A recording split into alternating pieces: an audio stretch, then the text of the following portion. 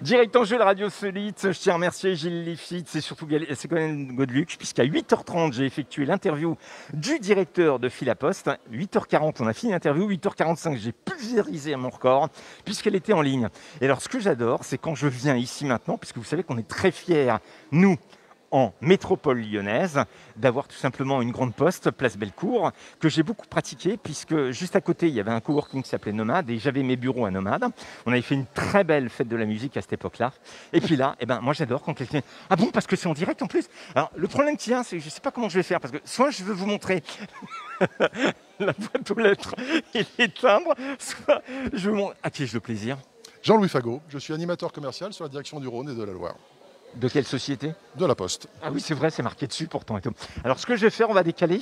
Et alors, je vais te demander un truc. Je vais te demander de faire un sandwich. On va faire un défilé de mode de timbre. Et tu vas te rapprocher tranquillement. Oh, mais qu'est-ce donc que cela? Eh bien, c'est le timbre que nous avons sorti à l'occasion des 100 ans du Code de la route. Timbre donc sorti à 600 000 exemplaires, en élogravure. Timbre qui mesure... En élogravure. C'est un principe qui a été inventé par Nicéphore Niepce, il y a déjà quelques dizaines d'années, bien sûr, et qui permet donc de reproduire en grosse quantité des images de très grande précision, qui sert encore actuellement pour la photographie, par exemple. Alors, pourquoi 600 000? 600 000 parce que c'est un timbre philatélique, donc si on en sort trop, eh bien, ce n'est plus de la philatélie, c'est du grand commerce. Donc, et puis maintenant, beaucoup moins de gens achètent des timbres, donc ce n'est pas la peine de fabriquer pour ensuite jeter. Là, la question est simple. Moi, quand on a valorisé plutôt le timbre des 75 ans du Petit-Prince, j'ai demandé à David, je lui ai dit, mais est-ce que c'est un timbre ou est-ce que c'est une œuvre d'art, une pièce de collection? Alors ça, c'est très personnel, hein. Chacun voit en fonction de ses envies, ses plaisirs. Pour moi, c'est vrai que ça me semble plus une œuvre d'art qu'un objet de courant tous les jours, puisqu'il y a quand même une recherche qui est faite sur le timbre, sur son historique, et la conception faite en fonction d'un artiste aussi qui vient travailler dessus. Donc oui, je pense que c'est une œuvre d'art. Bon, on oublie le timbre 2 secondes, on parle de toi, donc il faut que je mette une petite larme. C'est ta dernière. C'est ma dernière, effectivement. Ça fait 10 ans que j'étais sur l'animation philatélique, avec une rencontre très riche de personnes diverses et variées, de passionnés, de passionnants aussi, de gens de tous horizons, puisqu'on a fait des choses très intéressantes, comme le Palais de Justice de Lyon, comme Edmond Locard, l'inventeur de la police scientifique, comme Jeanne Bardet, une sculptrice qui a eu l'occasion de travailler sur le fronton de la poste de Bellecour, hein, puisque c'est quelqu'un qui était originaire du pays de Mornan, donc au sud de Lyon. Et puis Saint-Exupéry il y a quelques années, et puis voilà, donc plein de choses. Et donc c'est vrai que ça me fait tout drôle, parce qu'on était devenu un petit groupe de gens qu'on se connaissait, et de ne plus pouvoir les voir derrière le guichet, ça sera bizarre. Mais bon, c'est la vie, place aux jeunes. On se fait un retour en arrière assez conséquent, ok? On se fait un petit tour en retour. Vous savez comment dire qu'on a démarré le 10 mai les festivités des 40 ans de la radio et des 100 ans de la première émission radio diffusée. N'oublions pas comment dire qu'au sein de la Poste, vous avez un ancien de la radio. Alors, il a connu l'époque des radios pirates, on ne va pas le dénoncer. Il est en face de nous, on ne le dénonce pas, on ne dit pas qui c'est. Non, parce qu'il était pirate à l'époque. Donc Moi aussi, entre nous. Comment ça se fait que tu te retrouves à faire ça? Quand tu es né, la première chose que tu as vue, c'était un tram, tu dis « je veux travailler à la Poste ». C'était surtout le gynécologue de ma maman que j'ai vu quand je suis né. Mais bon, ma maman est postière, enfin, télécommunicante. Ma grand-mère était elle-même télécommunicante. Donc c'est vrai que je suis rentré un peu à la Poste. Bon, j'ai passé le concours comme ça. Et puis comme tout, c'est un métier tellement varié, divers, en évolution, en changement, qu'on ne s'ennuie jamais.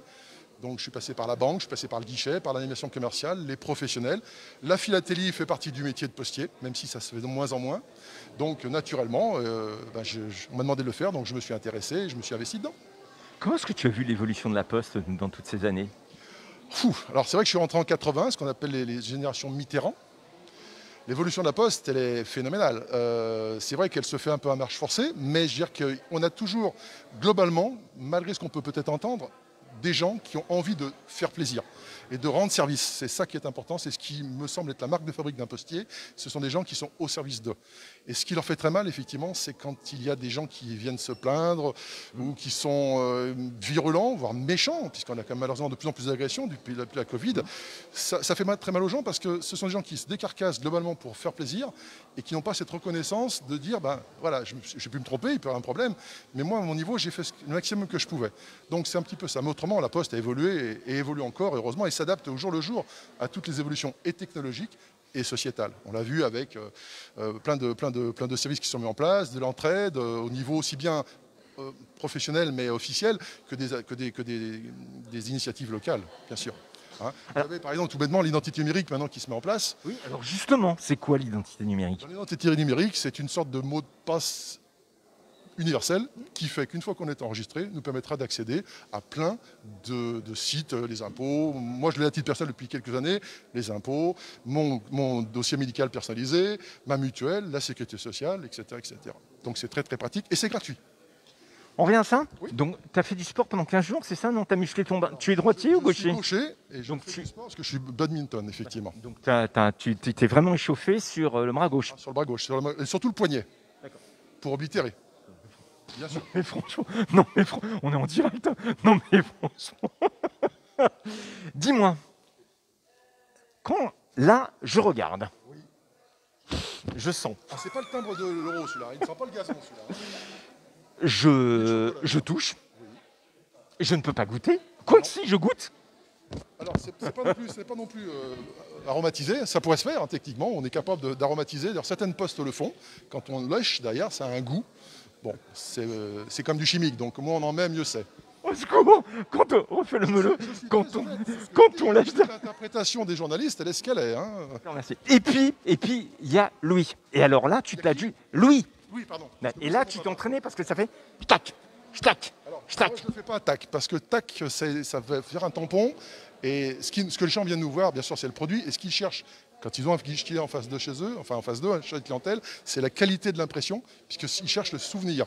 En plus, on a beaucoup de gens qui cherchent l'impression pour envoyer à des pays étrangers. Donc, on va faire tchac-tchac. On va faire un gentil impression très, très régulière, sans trop appuyer pour que ça ne soit pas trop baveux et que l'impression soit nette et précise. Et qu'on respecte le travail de graveur qui a fait le tampon, qui est très net avec la date, le jour et l'heure, etc. Vous n'avez pas un festival de la rose, quelque chose comme ça, non? Alors, le Festival de la Rose, c'était un moment exceptionnel, effectivement, 3 jours qu'on a fait il y a quelques années et qui ont été un moment très agréable puisqu'on a rencontré plein de personnes de tous les pays du monde, des Néo-Zélandais, des Japonais, etc. Et bien sûr aussi tous les producteurs de roses de la région, Meilleur et des Chardiers, enfin tous ces gens, qui étaient là aussi des passionnés. Donc quand des passionnés rencontrent d'autres passionnés, ça peut être que passionnant. Et donc là, les timbres sentaient la rose, la colle sentait... Non, les timbres ne sentaient pas la rose. Les seuls timbres qui sentaient quelque chose, c'était pour l'euro, ça sentait le gazon. D'ailleurs, c'était comme ça. Et puis, il y avait une quinzaine d'années, des timbres qui sentaient le chocolat. Et je me rappelle que je travaillais en bureau à l'époque et j'avais un client, j'ai beaucoup de clients qui étaient suisses, parce que je travaillais dans la vallée de la chimie. Et ces clients-là, quand j'entendais l'accent suisse, je leur faisais dire fermez les yeux, ils sentaient. Et effectivement, quand ils sentaient le chocolat, ils étaient assez surpris. Et récemment, j'ai ressorti des planches, elles sentent toujours le chocolat. Mais je ne les ai pas mangées. D'accord, mais on est bien d'accord que c'était des timbres normaux, ce n'est pas des timbres au chocolat. Ce sont des timbres normaux, dans le sens qu'ils sont utilisables comme tout timbre à la valeur faciale du moment et que vous en servez pour envoyer en France, en Europe ou à l'étranger en fonction de la tranche de poids et du prix qui est marqué dessus. C'est un peu la question que j'ai posée ce matin à Gilles Lifshitz, le patron de Philapost, en disant mais un timbre comme ça, je vous appelle l'utiliser pour affranchir... Alors, c'est vrai que des jolis timbres comme ça, on est embêté de les oblitérer. C'est pour ça qu'on conseille aux gens qui font un petit peu attention aux timbres, qui ont envie de faire plaisir, de passer dans les bureaux philatéliques. Il y en a une demi-douzaine, une huitaine dans la région, dans le Rhône. Il y en a 3 ou 4 dans la Loire. Ce sont des bureaux qui ont des tampons spécifiques, philatéliques, et qui ont donc, dans ces cas-là, un parcours du courrier qui est particulier. C'est-à-dire qu'on le fait transférer par un circuit qui évite de passer dans les machines, afin qu'il y ait une réoblitération avec les vagues. Et ça, je sais que quand je suis arrivé il y a 10 ans sur le poste, la première chose que les philatélistes m'ont demandé tout de suite, c'est ni bonjour, ni comment ça va, c'est les enveloppes, il faut que ça passe à part de la machine. Donc on a pris un circuit en place où je l'emmène directement le soir au centre courrier à Saint-Priest qui se trouve chez nous. Et donc je fais passer par le service d'équipe qui me court-circuite la machine. Comme ça, les gens reçoivent une enveloppe qui est propre avec la marque d'affranchissement claire et lisible. Directeur général Insolite, vous savez qu'on est toujours sur le terrain. Vous entendez bien des travaux qui sont en train de se faire. Bon, ben, ça fait partie du plaisir. Dis-moi, est-ce que tu peux juste me commenter une image des coulisses de ce premier jour, juste derrière nous? Juste un petit truc assez rigolo. Alors, nous avons donc 2 emplacements. Le premier emplacement, donc, nous travaillons toujours en partenariat avec les associations philatéliques. En l'occurrence, c'est Philapostel dans le Rhône. Association philatélique qui nous font la gentillesse de nous épauler pour l'organisation, pour la connaissance, pour les rencontres, pour les lieux aussi. Et qui donc viennent nous acheter des timbres et proposent à la vente à leurs adhérents et au public une enveloppe premier jour, ou 2 enveloppes en l'occurrence, là aujourd'hui. Où là, il y a donc l'enveloppe, mais c'est vendu avec le timbre. Là, malheureusement, Mais non, c'est toi qui les as. c'est moi qui ai le timbre. Voilà. Quand le timbre est collé dessus, avec un affranchissement, avec une oblitération propre, faite soit en affranchissement simple, soit en lunettes avec le timbre à date de rappel. Et ensuite, donc, passons à côté. Alors là, on va tourner la caméra tout simplement, comme ça va être plus simple pour moi. Voilà. Et là, donc, on y est. Vas-y. Et donc ici, vous avez la partie bureau de poste dit temporaire, où nous avons donc les produits proposés aujourd'hui, ainsi que les produits traditionnels que les gens peuvent être amenés à chercher, parce que souvent, ces gens viennent de loin, et donc pas nécessairement dans leur bureau local, tous les produits philatéliques qui sont en vente en France. Alors, on ne les a pas tous non plus d'ailleurs, hein. Mais voilà, et donc en principe, on encaisse, et ensuite on passe à l'oblitération. Je vais me permettre d'aller jusque là-bas. Allons-y, je te suis. Alors, attends. Je vais me caler de manière qu'on va faire. Alors attention, là c'est important. Voilà. Ça, c'est le fameux timbre à date, qui est un timbre à date particulier, puisqu'il est un peu plus gros que les timbres à date traditionnels qu'on utilise dans les bureaux. Voilà. Donc ce timbre à date est un peu particulier puisqu'il est plus gros. Il est plus lourd, puisque pour une bonne oblitération, il faut quand même qu'il y ait un certain poids dans la main. Et là, c'est la main droite, c'est plus la main gauche. Et donc, voilà, vous avez donc, je vais vous le montrer. Et vous voyez qu'une petite subtilité, c'est que sur ce timbre à date, il y a une marque, ce qui permet à la personne qui est chargée de l'oblitération de pouvoir le mettre dans le bon sens et droit. Parce qu'il n'y a rien de plus dégueulasse qu'un timbre qui soit collé proprement avec un timbre à date de travers ou à l'envers. Ça nous arrive malheureusement de temps en temps parce que les passionnants philatélistes qui viennent nous voir veulent discuter et des fois on rate un peu. Mais dans ces conditions, on le refait avec plaisir et s'il n'y a pas de problème.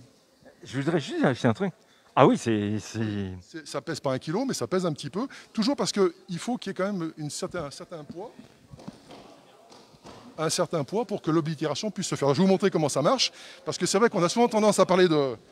Ah, paiement refusé. Ah zut. C'est normal que ça bloque janvier à partir d'un montant. Voilà. J'en suis à 167, 50. En direct à la radio. Donc voilà, parce qu'on a souvent tendance à l'habitude d'entendre ceci. Mais si je fais ça, ça c'est de la vraie c'est de la vraie maculation, je dirais. Hein? Alors que si vous voulez faire une belle oblitération, vous prenez la marque comme ceci et on fait ça. Donc maintenant on va le faire avec la caméra parce que le son c'est bien, mais je n'ai pas dû entendre grand chose, messieurs dames. Non, c'est bon. Voilà. Vous voyez qu'en fin de compte, il n'y a pas besoin de taper très fort. D'abord, on ne se fatigue pas. Et puis surtout, ça fait une oblitération, une marque d'impression qui est très nette. Moi, je vais quand même te poser une question parce qu'il y a quelque chose qui me surprend. Moi, je croyais que c'était automatiquement fait en machine. Alors, les machines, effectivement, oblitèrent tout ce qui est courrier mécanisable, tout ce qui est industriel, les courriers de gestion, les courriers de relance commerciale, etc. Mais pour la philatélie, effectivement, vous remarquez qu'à chaque fois, ce tampon-là, il n'existe que pour Lyon. Et peu pour Paris, au carré d'encre, à Paris, hein, comme chaque année où chaque produit sort uniquement au carré d'encre. Donc, on a une oblitération spécifique. Le carré d'encre à Paris, la différence, c'est que c'est marqué 75 Paris. Tout simplement. Oui, j'ai passé un concours pour entrer à la Poste. À l'époque, on passait encore des concours, d'ailleurs. Alors je rappelle quand même qu'il y a quelque chose d'assez original, c'est que si ça a démarré à 9h du matin ici, à la grande poste de la place Bellecour, carré donc c'est toujours à 10h. Et jusqu'à 17h, alors que nous c'est 18h effectivement pour aujourd'hui. Par contre, carré d'encre étant un commerce, il est ouvert demain, alors que nous demain malheureusement nous ne serons pas ouverts pour le bureau de poste temporaire. Par contre, à partir de lundi et pendant 90 jours, les personnes qui désirent obtenir l'oblitération au premier jour peuvent soit venir au bureau de poste de Bellecour, qui gardera le timbre à date pendant 90 jours, soit par courrier, envoyer la direction du réseau de la Poste du Rhône, place Antonin-Poncet, au 10 place Antonin-Poncet, avec une enveloppe timbrée pour le retour, et nous aurons le plaisir d'oblitérer le courrier qu'ils enverront et qu'ils auront acheté éventuellement ailleurs, il n'y a aucun souci. Par contre, petite précision, un timbre à date philatélique, pour un premier jour, on ne peut oblitérer avec ce timbre à date que le timbre, il faut qu'il ait le timbre du premier jour. À la différence de la fête du timbre, par exemple, ou du timbre de la Route nationale 7 qui sort dans quelques jours, où là, ce n'est pas un premier jour, et donc on peut oblitérer tout affranchissement, quel qu'il soit. Voilà, c'est une petite subtilité qu'il faut retenir et connaître. Parce que souvent, on nous demande un peu des choses... Dans tous tes souvenirs, oui. Ça a été fréquent de faire des premiers jours ici à Lyon, et peut-être le plus insolite que tu aies jamais vécu. Alors, insolite, je ne dirais pas, il n'y a pas d'insolite. Celui qui m'a le plus intéressé, c'était celui de la fête du timbre. Voilà, c'est vraiment ça, celui qui m'a marqué le plus parce qu'il y a un engouement, mais exceptionnel. C'était dans les cadres au Palais des Congrès. Il y avait donc en plus la ville de Vénissieux qui se situe à un endroit où il y avait beaucoup de roses avant, puisque Lyon est une ville effectivement de roses. La ville de Vénissieux donc, avait les services techniques de la ville de Vénissieux les avaient gentiment décorés, mis en disposition des fleurs. Et puis il y avait aussi des gens qui étaient habillés comme à ce festival de Venise. Et puis le thème était magnifique. Il y avait un souvenir qui était magnifique. C'était un diptyque, hein, puisqu'il y avait un thème France, un thème monde. Et on a eu de la demande, mais 3 jours, on n'a pas arrêté de 9h du matin à 18h le soir, le vendredi, le samedi et le dimanche. Donc vraiment un très très bel souvenir humain et puis bien sûr commercial, puisque la Poste est quand même une entreprise commerciale, il ne faut pas l'oublier. Allez, toute dernière question. Tu vas t'ennuyer lundi? Alors lundi non, parce que lundi je vais venir faire les comptes. Par contre, effectivement, le 1er juillet, oui, peut-être que je m'ennuierai, mais bon, je trouverai toujours une occupation dans l'associatif ou dans l'humanitaire. Enfin, continuer à rendre service, hein, puisque quand on a fait ça pendant 40 ans, 39 ans, bon, il n'y a pas de raison de s'arrêter. Si on peut rendre service aux autres et aider, ce sera avec plaisir. Nous sommes le vendredi. Combien? 11 juin. À ton avis, tu es passionné de sport? Oui, un petit peu. Qui va gagner l'Euro? Ben, le meilleur. Ah, c'est pas ce que m'a dit le patron de Philapost. Lui, il m'a dit, la France, évidemment. Voilà, oui. Dans ça prouve comment il savait que la France jouait. À défaut de connaître le code, les couleurs du code de la route. Allez, on rappelle juste si on avait envie de venir ici à la Grande Poste Place Bellecour, c'est jusqu'à quelle heure? Ligne D, nous sommes là présents jusqu'à 18h. Et ensuite, donc, par correspondance, comme j'expliquais, pendant 90 jours. Merci. Un peu de service. À bientôt.